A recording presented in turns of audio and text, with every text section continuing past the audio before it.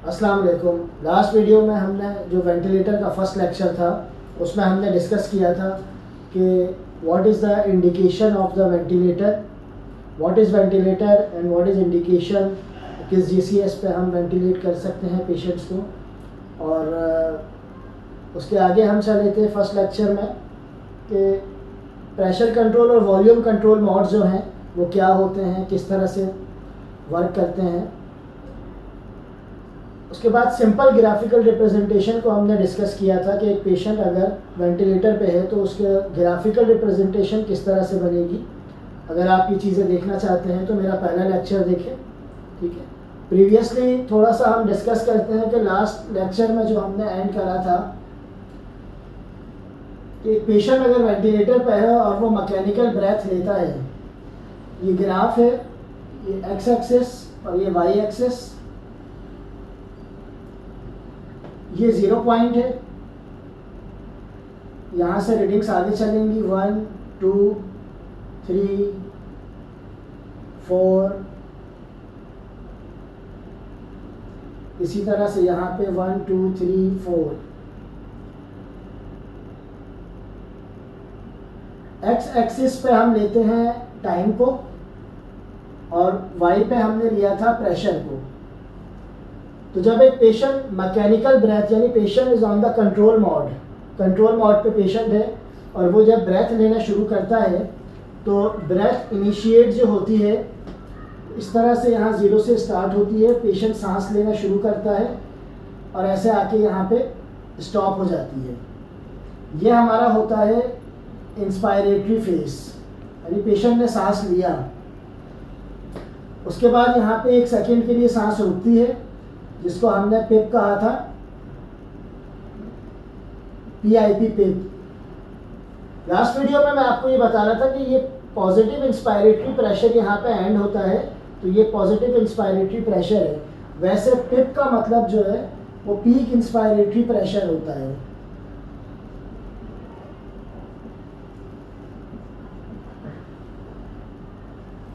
Peak inspiratory pressure यानी यहाँ inspiration ख़त्म हो गई, थोड़ा सा होल्ड हुआ और फिर यहाँ से एक्सपायरेशन शुरू हुई और यहाँ पे एक्सपायरेशन एंड हो गई हमारी। और यहाँ पे हमने एक लाइन ड्रॉ की थी कि जाहिर है जब एक पेशेंट सांस ले रहा है तो कुछ टाइम लगा होगा सांस लेने में और सांस बाहर निकालने में। तो ये वाला फेज़ जो है ये हमारा इंस्पायरेटरी टाइम है और ये जो फेज़ है ये हमारा एक्सपायरेटरी टाइम है। यहाँ से यहाँ तक जो टाइम लगा है वो इंस्पायरेशन में लगा है और इधर से यहाँ तक जो टाइम लगा है ये एक्सपायरेशन में लगा है। ये लास्ट वीडियो में हमने डिस्कस किया था। अब हम इसके आगे चलते हैं कि ग्राफिकल रिप्रेजेंटेशन को अगर हम समझना चाहें तो हमारे पास जो है, आपने ग्राफ बने हुए देखे हैं, कर्व बने हुए देखे हैं, ठीक है। तो 2 तरह के जो है हमारे पास 2 टाइप के होते हैं।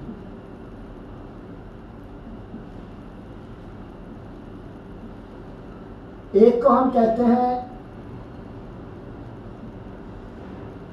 स्केलर्स या स्केलार्स, कुछ लोग स्केलर्स कहते हैं, कुछ स्केलार्स कहते हैं। और दूसरी चीज़ जो होती है हमारे पास वो लूप्स होते हैं। स्केलर्स होते हैं और लूप्स होते हैं। तो स्केलर हमारे पास कितनी तरह के होते हैं? नंबर 1,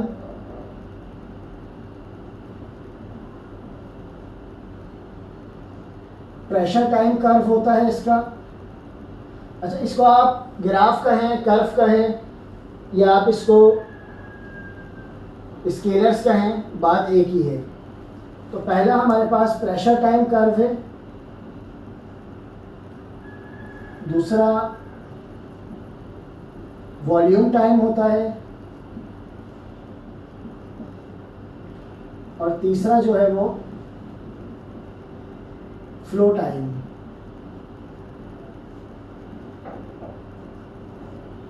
तीन तरह के ये हमारे पास स्केलर्स होते हैं, प्रेशर टाइम, वॉल्यूम टाइम और फ्लो टाइम कर्व होते हैं हमारे पास। इसी तरह से अच्छा, ये हम प्लॉट कब करते हैं? लास्ट वीडियो में मैंने आपको बताया था कि हमारे पास ग्राफ में दो चीज़ें होती हैं, एक्स एक्सेस, वाई एक्सेस। एक जगह पे हम लेते हैं कांस्टेंट को, जैसे टाइम हमने यहाँ लिया जो कि फिक्स चलता है, टाइम हमेशा फिक्स चलता है, सांस लेने की रफ्तार ऊपर नीचे हो सकती है। और यहाँ पे अगर हम प्रेशर को ले लें या वॉल्यूम को ले लें तो ये वेरिएबल होता है।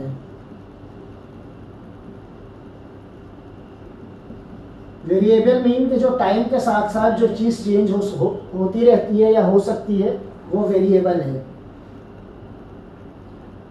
तो जब हम scalars pressure time curve, volume time curve, flow time curve को पढ़ेंगे तो हम इसमें एक तरफ लेते हैं हम कांस्टेंट जो फिक्स होता है और दूसरी तरफ हम लेते हैं वेरिएबल।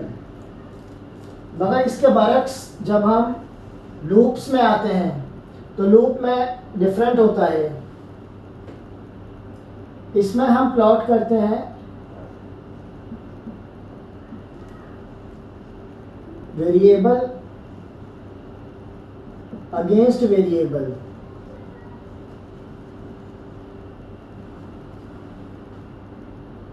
दो तरह के वेरिएबल होते हैं, एक इसमें प्रेशर वॉल्यूम होता है और एक जो है फ्लो वॉल्यूम होता है। दो तरह के लूप्स हैं हमारे पास, एक प्रेशर है, प्रेशर वॉल्यूम, और दूसरा है फ्लो वॉल्यूम।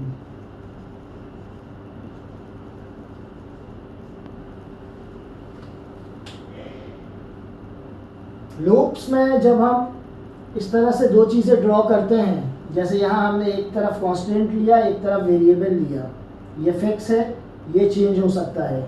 तो जब हम लूप में ड्रॉ करते हैं तो लूप में दोनों तरफ जो है हमारे पास जो है वो वेरिएबल होता है।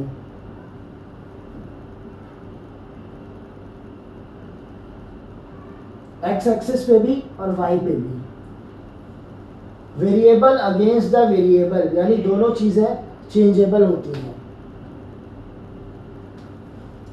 अच्छा, अब इसके बाद हम डिस्कस करते हैं कि how many type of breath according to patient. जब आपका पेशेंट सपोज के कंट्रोल मोड पर है या स्पॉन्टेनियस पर है, SIMV पर है, तो इसमें ग्राफिकल रिप्रेजेंटेशन किस तरह से बनेगी। तो how many type of breaths,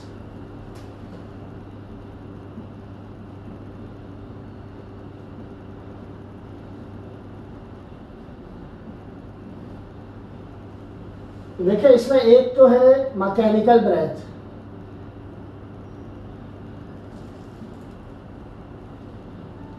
यानी पेशेंट कंट्रोल मोड पर है, पेशेंट को 100% सपोर्ट ऑफ द वेंटिलेटर है, ठीक है, मैकेनिकल ब्रेथ पर है। तो मैकेनिकल ब्रेथ का ग्राफ कैसे बनेगा, x axis y axis same as दोनों चीज़ें हमारी। यहाँ पर हमने ले लिया टाइम को, यहाँ हमने ले लिया वॉल्यूम को। पेशेंट आपका सपोज करने के CMV पर है, तो पेशेंट अपनी ब्रेथ इनिशिएट करेगा और यहाँ से ग्राफ उठना शुरू होगा, एक पॉइंट पे आएगा और वापस एक्सपायर कर देगा। यानी यह आपकी इंस्पायरेशन हो गई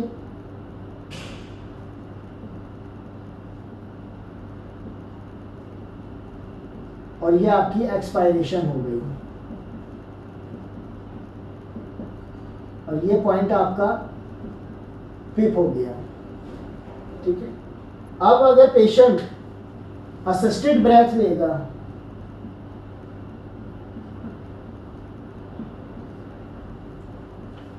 सपोज कि पेशेंट आपका SIMV मोड पर है, SIMV मोड पे जो है पेशेंट जब ब्रेथ लेगा तो वो किस तरह से इनिशिएट होगी,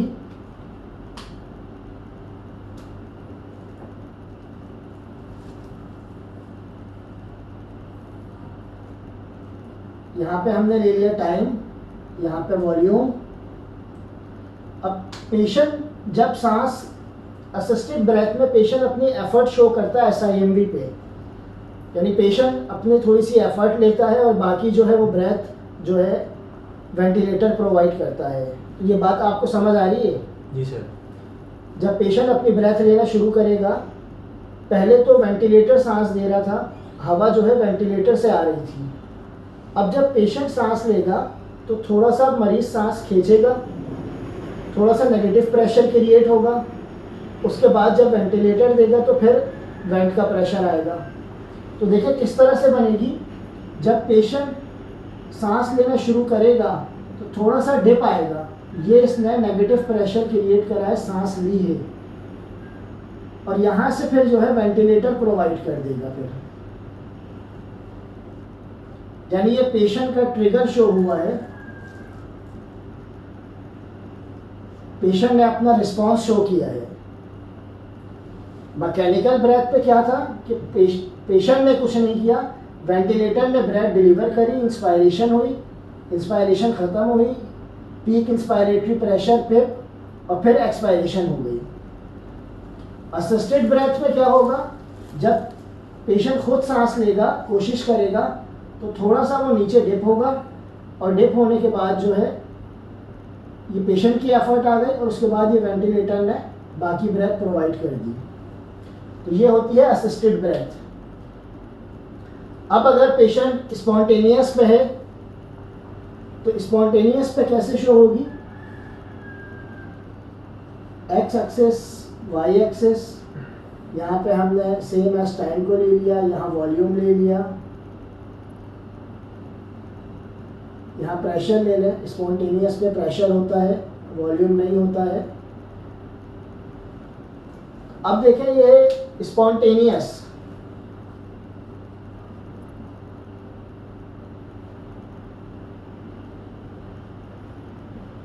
स्पॉन्ट पे जब पेशेंट ब्रेथ लेगा तो वो टोटली पेशेंट खुद ही इंस्पायर करेगा, यानी प्रोलॉन्ग ब्रेथ खींचेगा और उसको फिर खुद ही एक्सपायर करेगा। ये बात आपको समझ आ रही है? जी सर। पेशेंट क्या करेगा, खुद से पूरी ब्रेथ इनिशिएट करेगा, खुद इनहेल करेगा और खुद एक्सहेल करेगा। तो अब ये ग्राफ किस तरह से बनेगा कि पेशेंट ने यहाँ से ब्रेथ ली है, ये इंस्पायर किया है, ये नेगेटिव है, ये ज़ीरो है, यहाँ पे नीचे भी ऐसे ही नंबरिंग है जैसे ऊपर है। ये पेशेंट ने इंस्पायर किया, ये इंस्पायरेटरी फेज ख़त्म हुआ और ये एक्सपायरेटरी फेज आया इसका, यानी ये इंस्पायरेशन और ये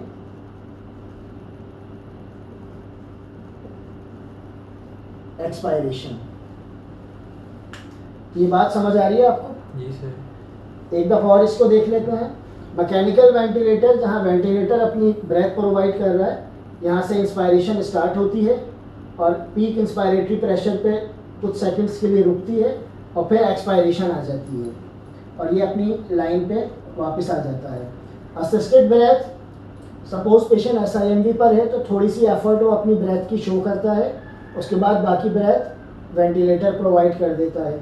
तो यहाँ पर इसने थोड़ा सा इनिशिएट किया, अपनी ब्रेथ ली और बाकी जो है वेंटिलेटर ने ब्रेथ एंड कर दी। स्पॉन्टेनियस पे क्या है कि वेंटिलेटर ने कुछ नहीं करना है, पेशेंट ने खुद अपनी सांस लेनी है। तो जब अपनी सांस लेगा तो वो ट्यूब में से एयर को खींचेगा, जब वो खींचेगा तो ये नीचे की तरफ डिप आएगी इंस्पायरेशन की, और जब वो एक्सहेल करेगा तो ऊपर की तरफ जो कर्व आएगा ग्राफ, ये एक्सपायरेशन का। उम्मीद है ये चीज़ें आपको समझ आई होंगी। अब नेक्स्ट लेक्चर में हम जो डिस्कस करेंगे चीज़ें, वो एक पेशेंट जो है अगर अपना सांस सही तौर पे नहीं ले पा रहा है, यानी उसके टाइडल वॉल्यूम जो है वो सही नहीं बन रहे हैं, पेशेंट के टाइडल वॉल्यूम इंक्रीज हो रहे हैं, टाइडल वॉल्यूम जो है वो आपने सपोज सेट किए हैं 500, मगर पेशेंट ने डाउन कर दिए हैं, वो 300 ले रहा है। आप हमारा पीक प्रेशर जो होता है, पीक प्रेशर पेशेंट जो है अबव 40 बना रहा है, ज़्यादा है, पेशेंट का प्लेटियो प्रेशर जो है वो कम या ज़्यादा है, तो इसमें हमें ये देखना होता है कि पेशेंट की रेजिस्टेंस का मसला है या कंप्लाइंस का मसला है। यानी लंग्स में दो चीज़ें हमारे पास होती हैं, एक ट्यूब होती है और दो बलून होते हैं हमारे पास लंग्स के। तो नेक्स्ट वीडियो में हम इसको डिस्कस करेंगे कि अगर एक पेशेंट की ट्यूब में मसला आ रहा है तो वेंटिलेटर की ग्राफिकल रिप्रेजेंटेशन से आपको कैसे पता चलेगा, और अगर लंग्स में मसला आ रहा है तो ग्राफिकल रिप्रेजेंटेशन से आपको कैसे पता चलेगा। तो इंशाल्लाह नेक्स्ट वीडियो में हम डिस्कस करेंगे। अस्सलाम वालेकुम।